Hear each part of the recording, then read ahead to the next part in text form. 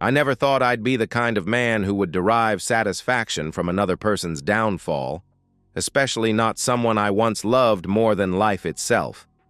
But standing here now, watching Laura's face crumple as realization dawns on her, I feel nothing but a cold sense of justice being served. "You can't do this," she whispers, her voice breaking.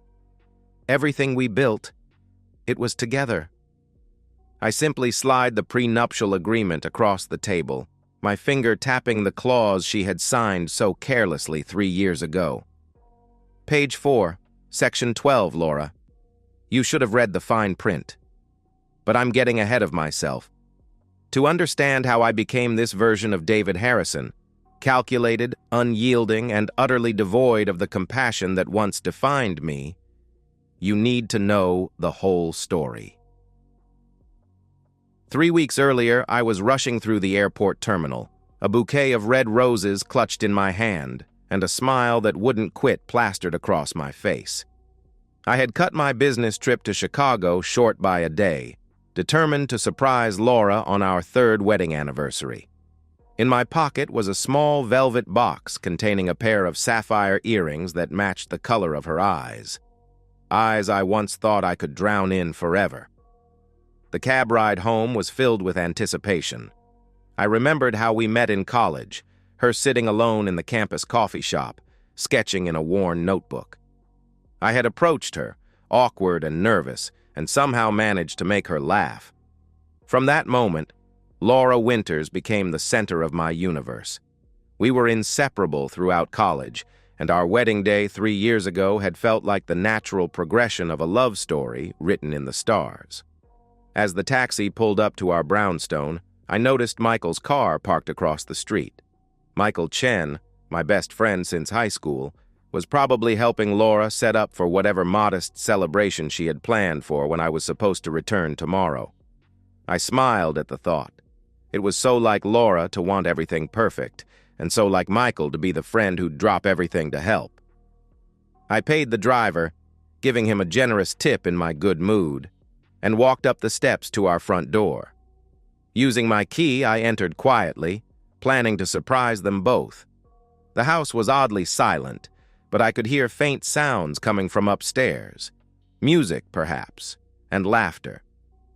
Setting the roses down on the entryway table, I crept up the stairs, a childish excitement building in me at the thought of Laura's surprised face.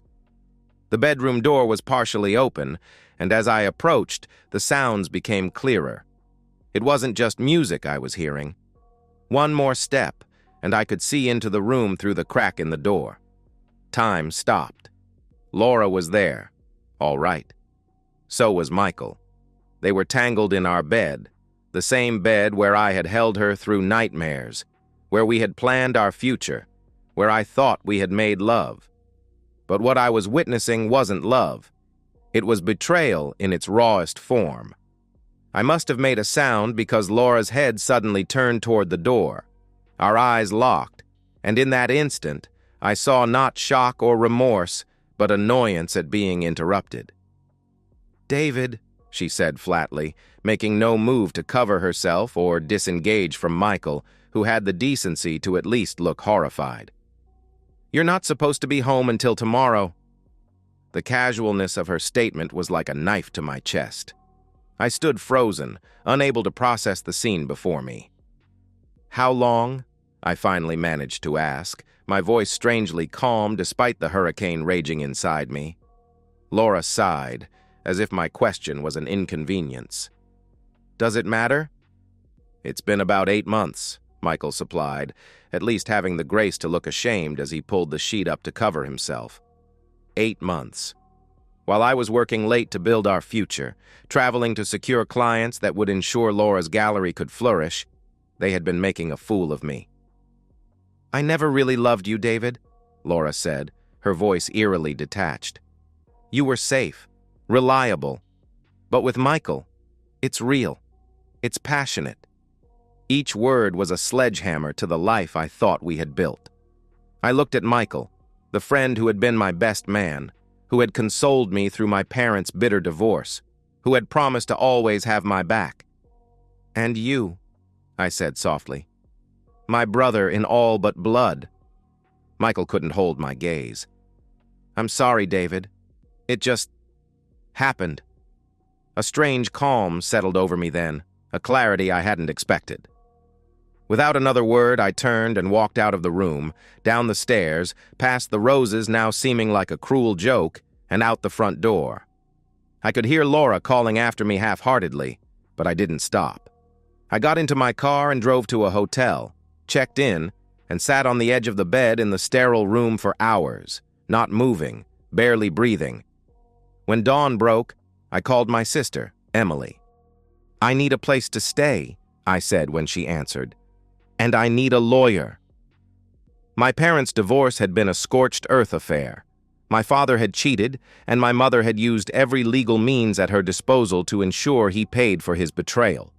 The custody battle over my sister and me had been ugly, turning us into weapons rather than children. I had sworn I would never put anyone through that kind of pain, would never be the cause of such betrayal. Ironic, then, that I had insisted on a prenuptial agreement when Laura and I got engaged, not because I didn't trust her, God, I had trusted her implicitly, but because I wanted clear boundaries that would prevent the kind of messy, hurtful dissolution I had witnessed as a child. It's just a formality, I had assured her as we sat in the lawyer's office. Something to protect both of us. Laura had been mildly offended at first. Don't you trust me? She had asked, her blue eyes wide with hurt. Of course I do, I had replied. This isn't about trust. It's about being practical. She had relented, scanning the document quickly before signing it with a flourish, then kissing me deeply. There, she had said. Now can we get back to planning our perfect life? What Laura hadn't bothered to read, what most people in love don't bother to read, were the specific clauses buried in the legalese. Particularly, the infidelity clause that my lawyer had included at my insistence.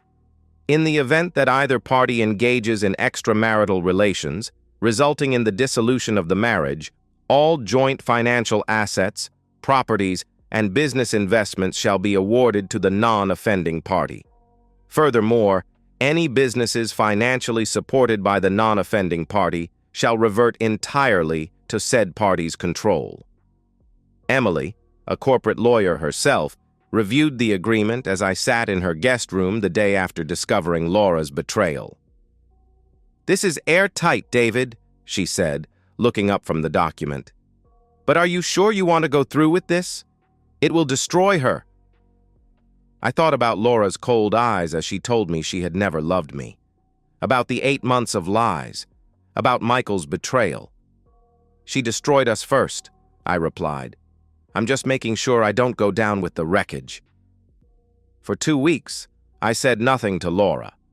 I didn't return her increasingly frantic calls and texts. Through Emily, I learned that Laura and Michael were still seeing each other, that they had moved him into our home mere days after I left. They thought I was simply licking my wounds, perhaps preparing for a standard divorce where we'd split everything down the middle, the house, the savings, the investments. What they didn't know was that I was methodically preparing for war. I hired a private investigator to document their ongoing affair, gathering incontrovertible evidence of Laura's infidelity. I consulted with financial advisors about the legal transfer of assets. And most importantly, I waited for Laura to make a mistake. It came sooner than expected. 2 weeks after I walked out, Laura attempted to withdraw a large sum from our joint business account, presumably to keep her gallery afloat. That was all the justification I needed. The morning of my revenge was bright and clear, a beautiful autumn day that belied the storm I was about to unleash. With Emily by my side for moral support and legal backup, I set my plan in motion. First, I transferred all funds from our joint accounts into a new account solely in my name, a move that was completely legal given the documented infidelity and the terms of our prenuptial agreement.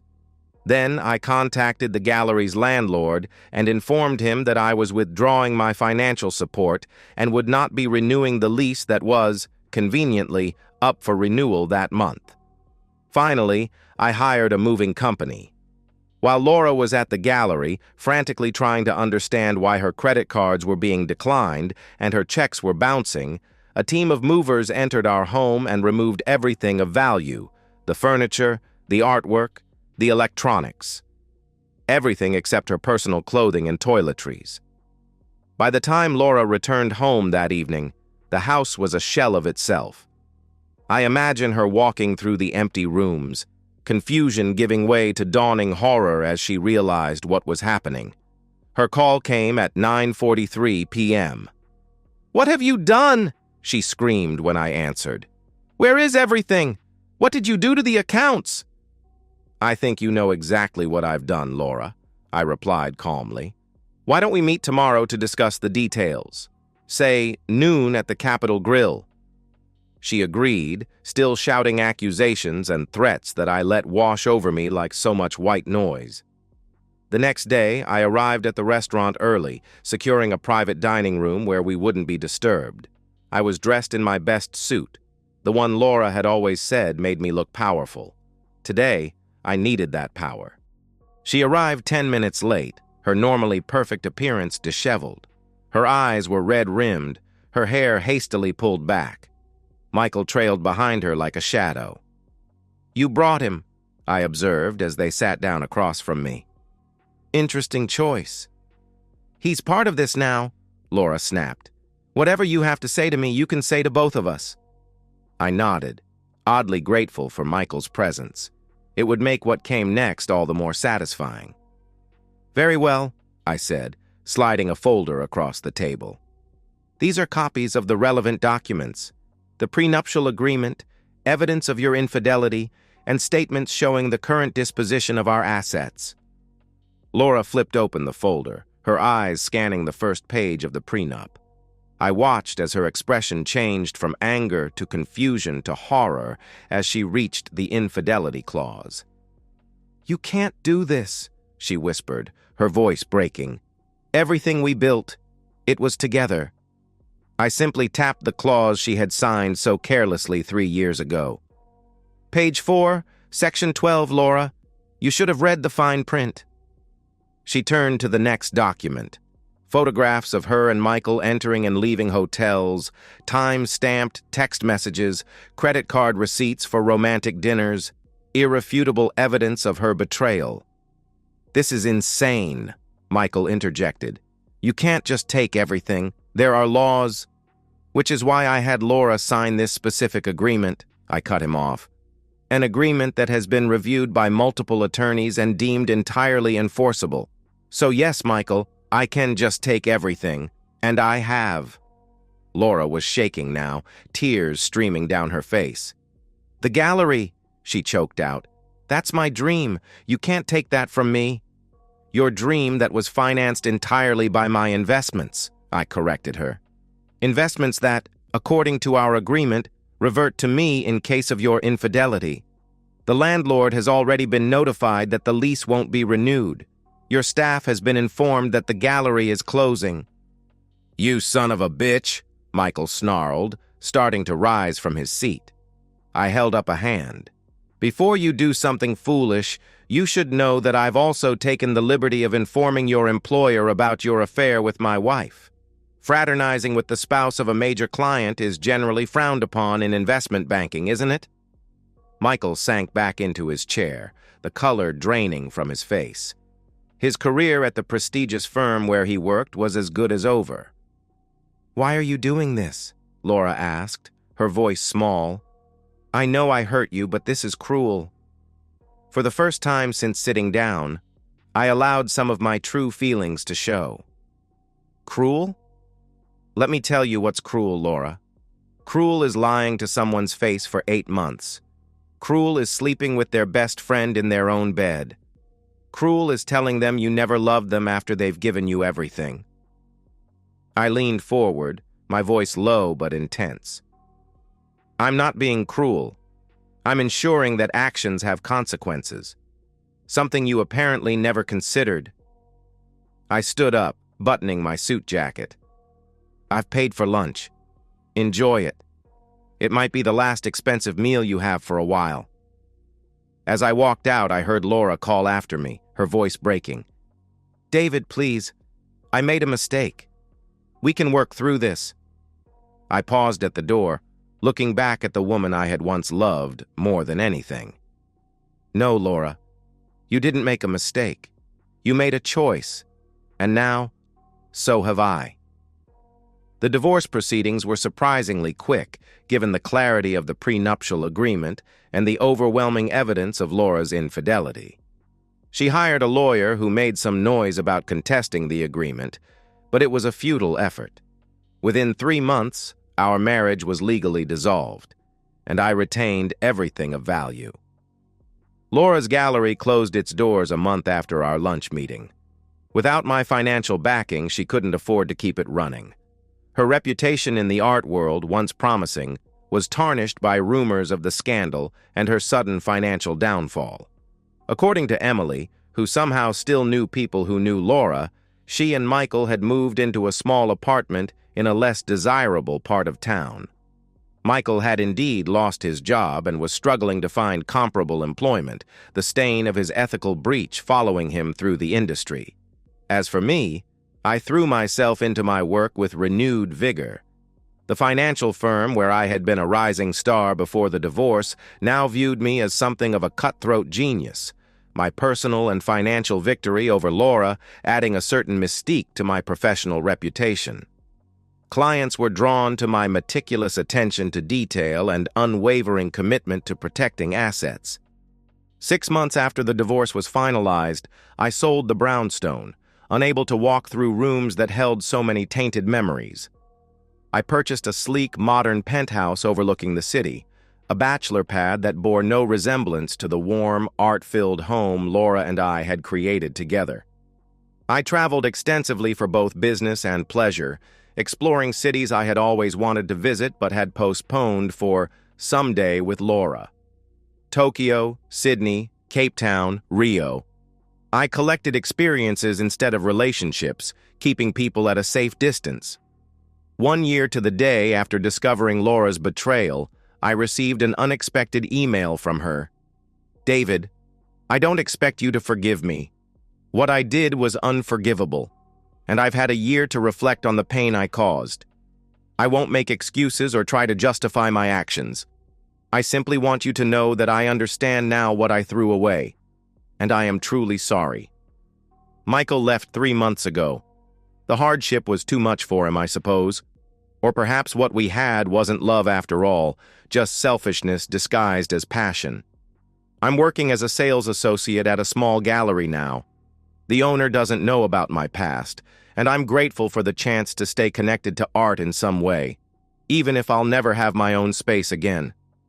I hope you found some peace. You deserved better than what I gave you. Laura.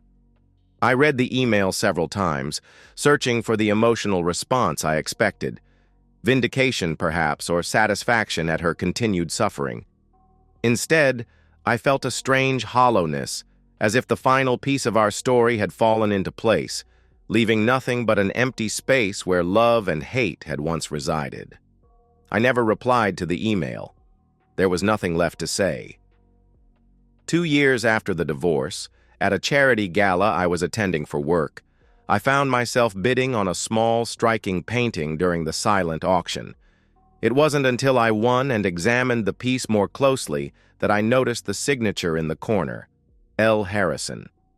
Laura had reverted to using my last name in her art, though she had gone back to her maiden name, Winters, legally after the divorce. The painting was of a man standing alone on a cliff edge, his back to the viewer, facing a stormy sea. The brushwork was turbulent, emotional, raw in a way Laura's earlier work had never been. It was good, better than anything she had created during our marriage. I hung it in my home office, not out of sentimentality, but as a reminder of how pain can transform us, how loss can strip away artifice and force growth. Whether Laura had intended the painting as a message to me or simply as an expression of her own journey, I'll never know. I never reached out to ask. 3 years after the divorce, my life had settled into a comfortable routine. Work, travel, casual dating that never progressed to anything serious. I had made peace with the idea that perhaps deep connection wasn't in the cards for me again, that the price of such vulnerability was too high. Then came the day that changed everything once more. I was in San Francisco for a conference, having just delivered a well-received presentation on investment strategies. As I made my way through the hotel lobby, a familiar voice called my name. David? David Harrison? I turned to find Michael Chen standing there, looking both nervous and determined. He was noticeably different from the polished banker I had once called my friend. Thinner, with a hint of gray at his temples, dressed in clothes that spoke of reduced circumstances. "Michael," I acknowledged, my tone neutral. "This is unexpected." "I've been trying to work up the courage to reach out for months," he said. "I heard you were speaking at the conference and, well, I needed to see you." I should have walked away. There was nothing this man could say that would undo his betrayal. But curiosity got the better of me. 5 minutes, I said, gesturing to the hotel bar. "That's all you get." We sat at a corner table, two once inseparable friends now separated by an unbridgeable chasm of betrayal and consequences. "I'm not here to ask for forgiveness," Michael began, surprising me. "What I did was unforgivable, and I've paid for it every day since. My career is in shambles. I've lost friends, respect, everything that once mattered to me." "I'm struggling to find sympathy," I replied coldly. He shook his head. "I'm not looking for sympathy. I'm here because there's something you should know, something Laura never told you." Despite myself, I felt a flicker of interest. "Go on." Michael took a deep breath. "The affair? It didn't just happen. Laura pursued me aggressively for months. I refused at first, told her how wrong it was. But she was persistent, and I was weak." I laughed bitterly. "That's your big revelation? That you were seduced? Poor Michael, helpless against my wife's charms." "No, you don't understand," he insisted. "She had a plan. She wanted out of the marriage but didn't want to lose her lifestyle or the gallery. She knew about the prenup, but thought if she could get me to fall for her, together we could contest it somehow, claim that you had abandoned the marriage emotionally." I stared at him, processing this information. "You expect me to believe that Laura, my wife of 3 years, orchestrated an elaborate scheme to leave me while keeping my money?" Michael reached into his jacket and pulled out a folder, sliding it across the table much as I had done to Laura in the restaurant years ago. After what happened, Laura became increasingly bitter. When things got tough, she blamed me for not being smart enough to avoid getting caught, for ruining her life. One night when she was drunk, she told me everything.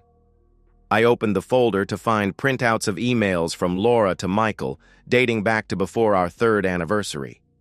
The first one sent a chill down my spine. "Michael, I know this is wrong, but I can't stop thinking about you. David is a good man, but he's not enough for me. Never has been. I need more, and I think you could be that more. Don't worry about the prenup. If things go south, I have a plan. David travels so much, works such long hours. It would be easy to claim emotional abandonment. My lawyer says that could invalidate the fidelity clause if we play it right. Just think about it. We could have everything. Each other, the house, my gallery, his money. All we have to do is be smart about this." Laura. There were dozens more, each more calculating than the last. In them, Laura outlined her strategy, her timeline, her contingency plans. She had never anticipated being caught as she was, had planned to manufacture evidence of emotional neglect on my part before carefully revealing the affair in a controlled way. "Why show me this now?" I asked, struggling to reconcile this new information with my understanding of the woman I had married. Michael looked down at his hands. "Because I realized that what I did to you wasn't just a betrayal of friendship. It was participating in something truly evil. And because she's trying to rebuild her reputation, telling people that you were abusive, controlling, that the prenup was coerced. She's even writing a memoir about surviving financial abuse. My blood ran cold. A memoir? He nodded. She's shopping it to publishers, calling it The Price of Freedom: How I Survived My Millionaire Husband's Revenge. She's positioning herself as a victim of the patriarchy, of unfair legal systems that favor wealthy men. I sat back, absorbing this final betrayal. Even now, years later, Laura was attempting to rewrite our history, to paint herself as the wronged party. What do you want from me, Michael? A thank you? Absolution? Neither, he replied simply. I just thought you deserved to know the truth. All of it. What you do with it is up to you. He stood to leave, then paused. For what it's worth, David, destroying our friendship is the greatest regret of my life. Not because of what it cost me, but because of who you were. The best man I've ever known. After he left, I sat alone at the table for a long time, the folder of emails like a live grenade in front of me. Part of me wanted to ignore it, to continue the life I had rebuilt without allowing Laura back into it in any form. But another part, the part that had always valued truth above all else, knew I couldn't let her new narrative stand unchallenged. The decision wasn't made in anger. That was important to me. That whatever action I took next wasn't fueled by the same rage and pain that had driven my initial revenge. This would be calculated, measured, a surgical strike rather than a scorched earth campaign. I hired a top PR firm and a team of investigators to verify the emails Michael had provided. They were authentic.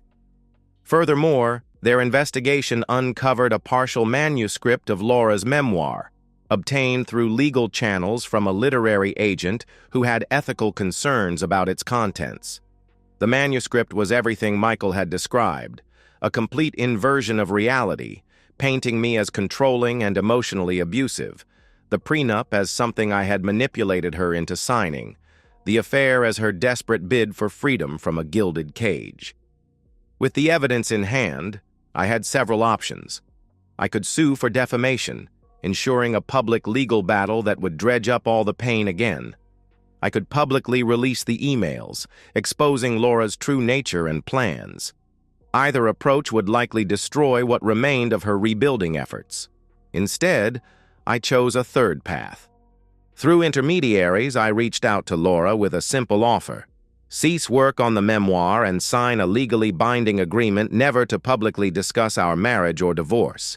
And in return, I would establish a trust that would provide her with a modest but comfortable income for the rest of her life, enough to open a small gallery of her own again, if she wished. The message was clear. I was offering her a chance at the fresh start she claimed to want, but on terms that acknowledged and respected the truth of our history. Her response came 3 days later, acceptance of my terms, along with a handwritten note. David, I don't deserve your generosity, however conditional it may be.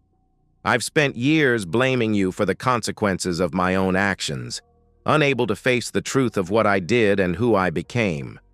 The woman who wrote those emails to Michael, who plotted to take everything from you while giving nothing of herself, I don't recognize her anymore, but I can't deny she was me.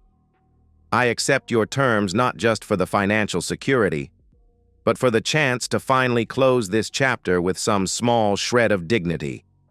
Not the false dignity of victimhood I've been hiding behind, but the real dignity that comes with finally facing the truth.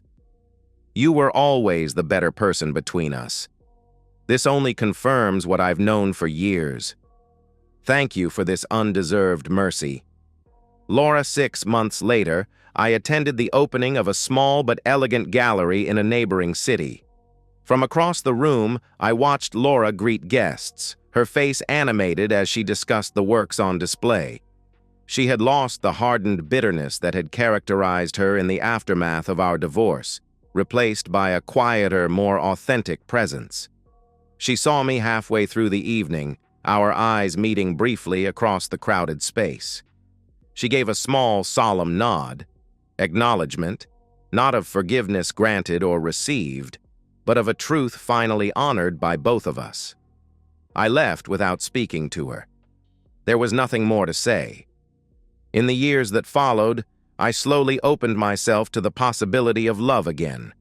Not the blind, all-consuming devotion of youth, but something more measured, more grounded in reality and mutual respect. I met Rebecca, a pediatric surgeon with a straightforward manner and a laugh that could light up a room, at a hospital fundraiser. Our relationship progressed with a deliberate carefulness that some might have found unromantic, but that felt right to both of us. When I proposed after 2 years of dating, I did so with complete transparency about my past, the prenuptial agreement I would again require, and my boundaries. Rebecca, with the same directness that had first attracted me to her, appreciated my honesty and had her own lawyer review everything before signing. "I'm not marrying you for your money," she told me on our wedding day. "I'm marrying you for your integrity." Occasionally, I hear about Laura through mutual acquaintances.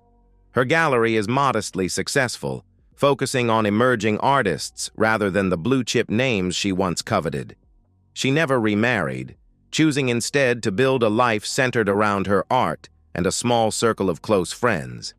As for Michael, I heard he eventually relocated to the Midwest, starting over in a smaller financial firm. We have had no further contact. The email folder he provided both his final betrayal of Laura and his last act of friendship toward me. The painting still hangs in my office, the man on the cliff facing the storm.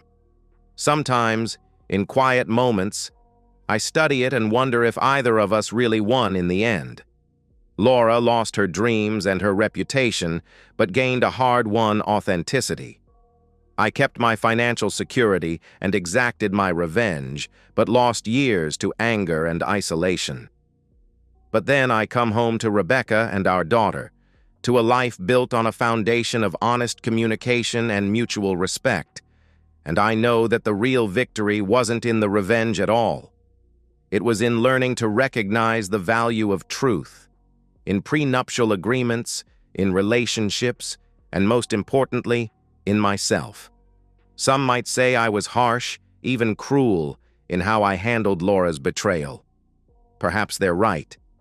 But in a world where actions often seem to carry no consequences, where vows are broken without thought and loyalty is treated as optional, I stand by the choice I made to ensure that, at least in our story, cause and effect remained firmly linked.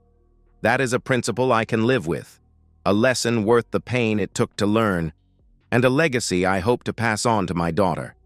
Read the fine print, honor your word, and remember that true freedom comes not from escaping consequences, but from having the courage to face them. And so, we've reached the end of today's story. Was it what you expected, or did it take a twist you didn't see coming? I'm curious to hear your thoughts. Share them in the comments below, and let's get a conversation going. If this story kept you hooked, make sure to hit that like button. And if you're new here or just haven't subscribed yet, now's the perfect time to join our community. I bring you fresh, captivating stories every day, so click that subscribe button and turn on notifications so you never miss out. Thanks for watching, and I'll see you in the next one.